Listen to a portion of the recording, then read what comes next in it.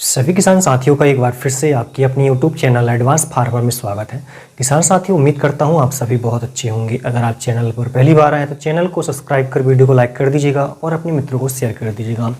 किसान साथियों, आज के इस वीडियो में हम गेहूं की उन्नत खेती कैसे करना है इस पर डिटेल में जानकारी आपको देने वाले हैं। हम 1 एकड़ से अधिक उत्पादन कैसे निकाल सकते हैं, इसकी पूरी जानकारी आपको इस वीडियो के माध्यम से मिलने वाली है। यदि पूरा वीडियो आप देख लेते हो तो आप 1 एकड़ से गेहूं की लगभग 30 क्विंटल तक का उत्पादन आप 1 एकड़ से ले सकते हो किसान भाइयों। इस वीडियो के माध्यम से किसान भाइयों हम कुछ उन्नतशील किस्मों के बारे में बताएंगे आपको। वहीं बोने का सही समय क्या है, बोने का तरीका क्या होना चाहिए, खाद्य प्रबंधन कैसे होना चाहिए, रोगों से कीटों से फसल को कैसे हम बचाएं, खरपतवार नियंत्रण कैसे करें, ये सारी जानकारी आपको इस वीडियो के माध्यम से मिलने वाली है। किसान साथियों, यदि आप बताए गए तरीके से खेती करते हैं तो बिल्कुल आप अच्छे से अच्छा उत्पादन जो है 1 एकड़ से ले सकते हैं। बुआई का सही समय क्या है? किसान भाइयों, हमारे भारत में 3 प्रकार से गेहूं की बोनी की जाती है। पहला अगेती खेती की जाती है जो कि 15 अक्टूबर से लेकर 5 नवंबर के बीच में चलती है। वही मध्यम अवधि की खेती होती है जो 5 नवंबर से लेकर 25 नवंबर के बीच में चलती है किसान भाइयों, जिसमें सबसे अच्छा उत्पादन हमें मिलता है। इसके अलावा पछेती खेती होती है 25 नवंबर से लेकर 15 दिसंबर के बीच में किसान भाइयों। कुछ किसान भाई इसके बाद भी बोनी करते हैं लेकिन वो सही उत्पादन उन्हें नहीं मिल पाता है जो सही समय पर बोने पर मिलता है किसान भाइयों।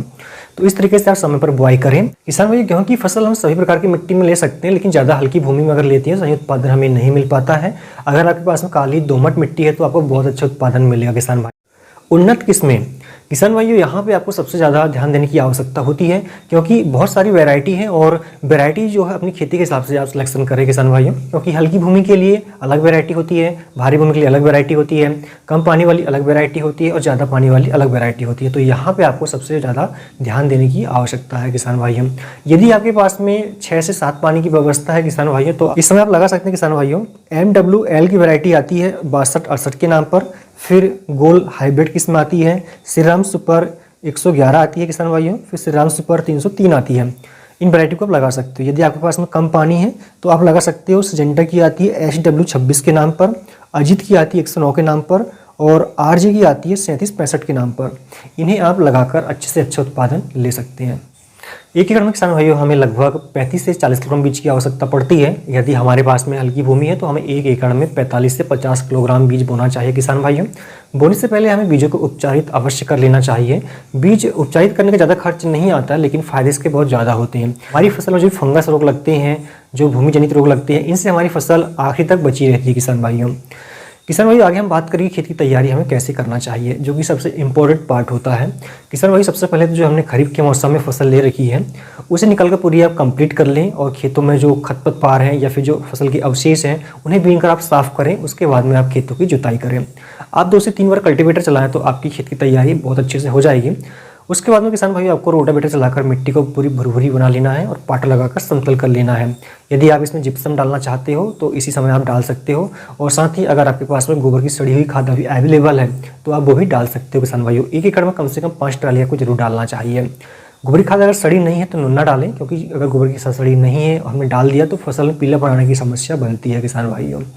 तो इस तरह से आपकी खेत की तैयारी हो जाएगी और इसके बाद में जो आपका बोने का तरीका है वो भी आपको बदलना पड़ेगा। कुछ किसान भाई जो है वो छिड़काव विधि से खेती करते हैं लेकिन वो आपको नहीं करना है। छिड़काव विधि से क्या होता है, कुछ दाने जो है वो मिट्टी के ऊपर रह जाते हैं तो वो अंकुरित नहीं होते हैं किसान भाइयों। इसके अलावा किसान भाइयों कुछ दाने को जो है वो चींटी बीनकर खा जाती है तो कुछ पक्षी खा जाते हैं। तो इसमें कहना चाहिए बहुत ही अव्यवस्था हो जाती है, बीज भी ज़्यादा लगता है किसान भाइयों। सबसे उचित जो तरीका होता है बोने का वो सीडल के माध्यम से। आप लाइन से लाइन की दूरी किसान भाई लगभग 8 से 9 इंच की रख सकते हैं और गहराई आप लगभग 1 से 1.5 इंच की रखें किसान भाइयों। यदि आप सूखे खेत में बो रहे हैं और तुरंत आपको पानी देना है तो आप 1 इंच की गहराई पर बीज बोएं, या फिर आप पलेवा लगाकर बुआई कर रहे हैं किसान भाई तो कम से कम 2 इंच की गहराई तक आप बीज बोएं। अगला चरण आता है सिंचाई का। सबसे इंपॉर्टेंट पार्ट होता है सिंचाई किसान भाइयों।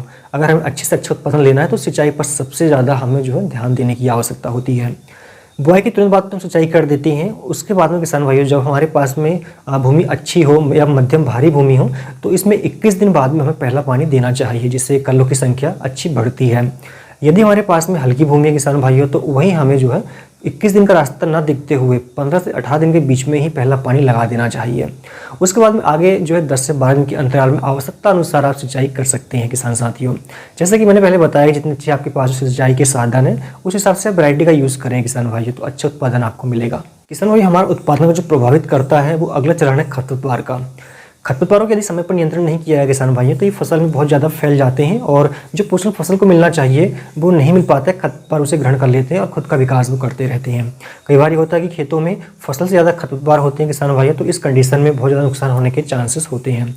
तो इस कंडीशन में आपको क्या करना है, जब हमारी फसल लगभग 30 से 32 दिन की हो जाए या फिर खरपतवार 3-4 पत्ती की हो जाए, तो उस समय मार्केट में बहुत सारी खरपतवार दवा अवेलेबल है, उनका स्प्रे आप कर सकते हो। चाहे तो जो विस्टा के नाम से दवा मिलती है किसान भाइयों, उसका भी आप स्प्रे कर सकते हो। 180 ml मात्रा आपको 1 एकड़ के लिए लेना है, जिससे आपके खेत में चौड़ी पत्ती की और सांकड़ी पत्ती खरपतवार जो है वो पूरी तरह से नष्ट हो जाएंगे। आप चाहो तो बुआई के तुरंत बाद में किसान भाइयों पेंडामेथिलिन का भी स्प्रे कर सकते हो। 1 एकड़ के लिए 1 लीटर दवा पर्याप्त होती है। इसे आप जो है 200 लीटर पानी में घोलकर स्प्रे करें किसान भाइयों। ध्यान रखें कि अंकुरन से पहले आपको स्प्रे करना है किसान भाइयों। फसल में खाद प्रबंधन किसान भाइयों, जो भी हम न्यूट्रिएंट्स की पूर्ति करते हैं वो खाद के माध्यम से करते हैं, जो कि सबसे इंपॉर्टेंट होता है। यही हमारे उत्पादन को प्रभावित करता है किसान भाइयों। जितनी ज़्यादा न्यूट्रिएंट्स की पूर्ति हम फसल में करेंगे, उतना अच्छा हमें उत्पादन मिलेगा किसान भाइयों। फसल में हमें 3 बार खाद देने की आवश्यकता होती है। पहला खाद बेसल डोज के रूप में देना होता है। दूसरा खाद किसान भाइयों हमें फसल 21 से 25 दिन के बीच में होती है, वनस्पति की अवस्था में जब रहती है उस समय देने की आवश्यकता होती है। और तीसरा खाद हमें 55 से 60 दिन के बीच में देने की आवश्यकता होती है किसान भाइयों। तो बेसल डोज हमें कौन कौन सी खाद देना है, तो इसमें किसान भाइयों आपको डीएपी का उपयोग करना है। 1 एकड़ के लिए आप 50 किलोग्राम डीएपी लीजिएगा, 25 किलोग्राम पोटाश डालें आप इसमें और 20 किलोग्राम यूरिया मिलाएं किसान भाइयों।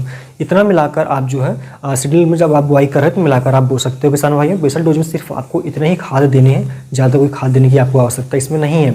यदि आपके पास में हल्की भूमि है तो आप डीएपी की मात्रा बढ़ा सकते हो। 1 एकड़ में 1.5 बैग जो कि 75 किलोग्राम के आसपास आता है वो आप दे सकते हो। इसके बाद में जब हमारी फसल 21 दिन की हो जाए या फिर 21 से 25 दिन के बीच की हो रही हो, जब वनस्पति का अवस्था हो, तो उस समय किसान भाइयों हमको जो खाद देने हैं उसमें 45 किलोग्राम आपको यूरिया देना है, 10 किलोग्राम दानेदार सागरिका देना है, 5 किलोग्राम आपको माइक्रो न्यूट्रिएंट्स देना है किसान भाइयों, और इसमें 1 किलोग्राम ह्यूमिक एसिड आपको डालना है। इन सभी का मिश्रण बना लें आप, खेतों में छिड़काव करें और सिंचाई करें आप, तो आप देखेंगे कि आपकी फसल बहुत अच्छे से विकास करेगी, हरापन इसमें अच्छा बना रहेगा, कल्लों की संख्या ज़्यादा से ज़्यादा आएगी किसान भाइयों। इसके बाद में अंतिम खाद आपको देना है जब फसल 55 से 60 दिन के बीच में हो रही हो। इस समय हमारी फसल गौठ अवस्था में होती है, तो इस समय आपको 1 एकड़ के लिए 45 किलोग्राम यूरिया देना है, 1 किलोग्राम बोरान देना है, 10 किलोग्राम इसमें आपको पोटाश डालना है किसान भाइयों, और 15 किलोग्राम इसमें आपको डीएपी डालना है।